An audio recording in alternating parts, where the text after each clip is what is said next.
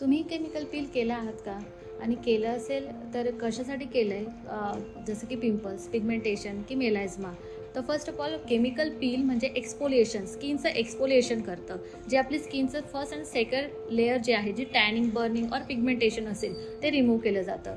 So chemical peel पहिल्यांदा तर कोणात करायचं असतं.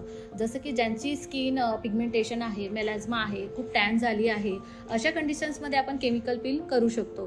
प्लस ज्याच्यात पिंपल्स आहे अशा वेळी आपण सॅलिसिलिक ॲसिड असं केमिकल पील वापरून पिंपल्स कमी करू शकतो. बट केमिकल पील कोणात करू नये हे कंडिशन्स मोस्टली लोकांना माहीत नसतं. सर्रास आपण केमिकल पील करत जातो, बट त्याचे साईड इफेक्ट हे भयंकर असतात. लाईक केमिकल पील केल्यानंतर जर तुम्ही पोस्ट केअर घेतली नाही आणि एक जसं की ॲलर्जिक स्किन असेल तुमची, किंवा तुमचं काही कट असेल, काही उंच असेल, किंवा मग बर्निंग झालेलं असेल, हायपर सेन्सिटिव्हिटी स्किन असेल, अशा कंडिशन्समध्ये जर केमिकल पील केलं गेलं तर आपली स्किन ही बर्न होऊन त्याचा पॅच जो पीएच असतो ते डीपली बर्न होते आणि त्याचे स्कार किंवा पिगमेंटेशन ही खूप दिवसांपर्यंत राहतात आणि ते कधीतरी ट्रीट होतात किंवा ते ट्रीट पण होत नसतात.